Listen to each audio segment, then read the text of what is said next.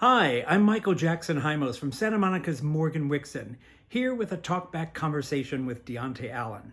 Now, Deonté is new to the Morgan-Wixson, but in just under a year, he's been on our stage 3 times.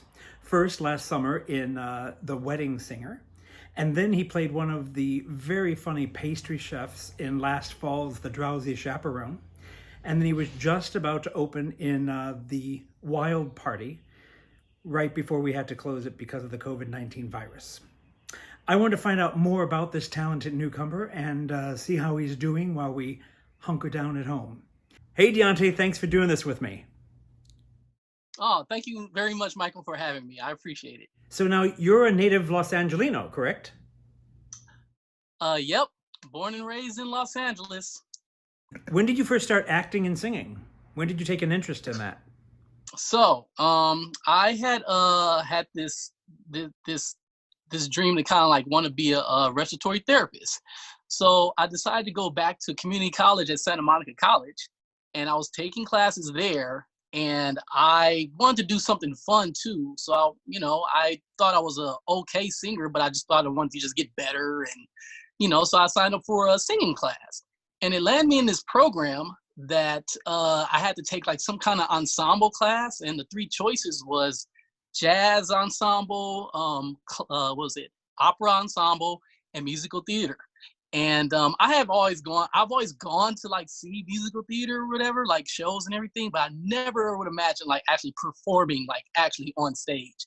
So I ended up taking that. It was like a musical review kind of class where people kind of get together and just do musical songs or music, like kind of like a cabaret of songs. And from there, it just took off. I fell in love with it. And I was like, wow, this is something I probably just want to just do as a hobby for fun on the side. So yeah, that was about 5 years ago. So did you do shows at Santa Monica College? No, there's a lot of shows at Santa Monica College. What was your first role? Ooh, my first role was, it was Man La Mancha. I played Padre Perez in Man La Mancha. It was my very first show, and what an experience that was. Wonderful experience. What made it so great? I think it was the people. As I mentioned beforehand, I did musical theater workshop, and it was just like you're in this small theater, and you're just doing shows with a piano behind it. And with the production show of Man La Mancha, it was the first time like I was on stage with like lights and projections and just being around so many talented people. Last fall at the Morgan-Wixson, you played one of 2 pastry chefs in The Drowsy Chaperone. Our bakery is what we've got. A petit four, Mr. Felsick. And for those people that didn't see the show, you and your cohort, Steve Weber, needed to do things, identical routines, identical bits. Ain't food. What? You're confused. How hard was it to get all that choreography and to be identical in your movements? I have to say that I am not like a dancer. I may have rhythm, but I can't dance. I don't know about all the terms. I have no idea about. And that was one of the things that I think that was going to be most challenging for me. But I had so much help from everybody, like Steve Weber, Kelly Surzak, everybody just helped me with this whole dancing thing. And one thing I do, I really do work hard at what I do, even if I'm like not really great at it. But just, I wasn't worried about the comedy and the charisma too much because Steve and I have a really good relationship. So just bouncing back off each other will be easy. I was more worried about the dancing part. And without specifically those 2 helping me out with all of the stuff that I didn't know about, it turned out to be a really good experience, and I was really happy with everything that turned out. It worked out really, really well. The last show you were going to do at the Morgan-Wixson was The Wild Party.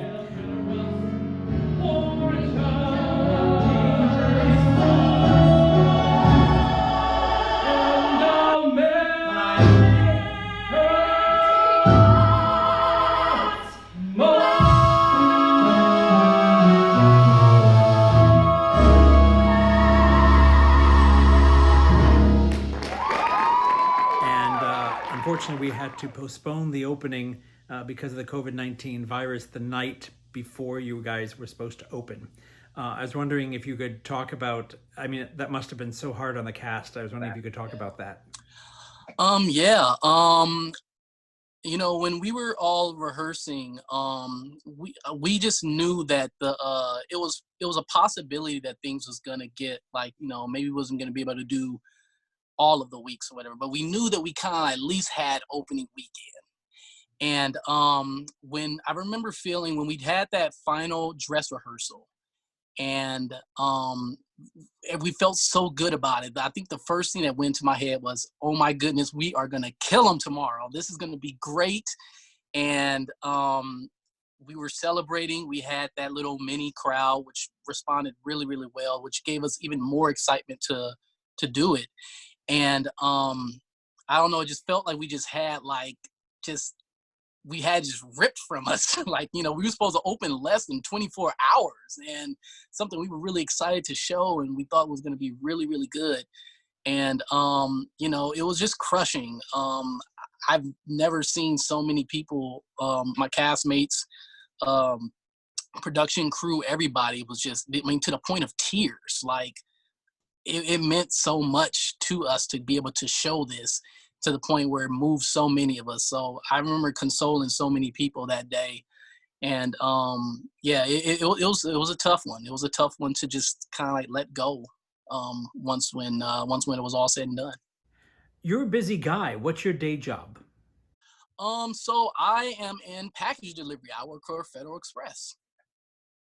So I might see you out and about delivering packages. You might see me out and about, but I will have masks and gloves on and probably hand sanitizer, so you probably would not recognize me except for probably the hair.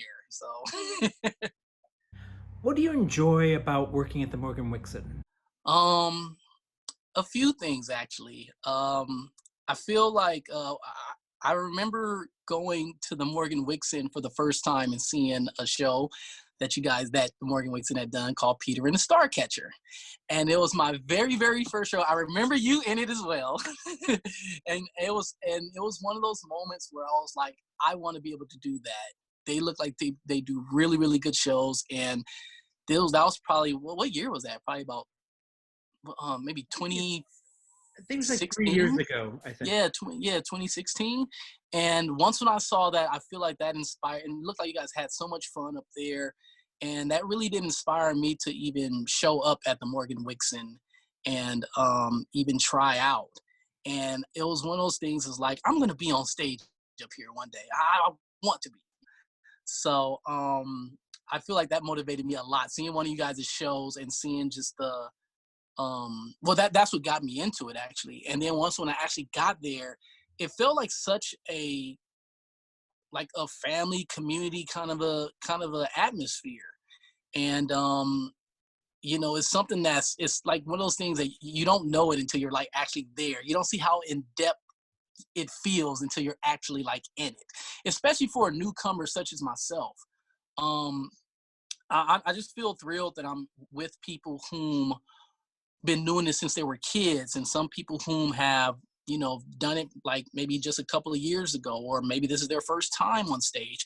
It's such a plethora of people that come into the Morgan-Wixson because it's a community theater. I just like working with that, you know, just that bunch of people, from people who's done many shows there, or it's their first show there, you know. And it was really, really comfortable, and it was probably a really good transition for me. To go from like college theater to an actual community theater. So, yeah. Well, I've really enjoyed getting to talk to you today. Oh, thank you for doing this. Oh, thank you, Michael. Like, this is it made me reflect on a lot of things, especially during this whole hiatus that we're having, and I'm really, really happy to be a part of this family. We're glad to have you as part of the family. I wish you and your other family best wishes and good health during this time. Great. You as well. Thank you very much. Take care. Bye-bye.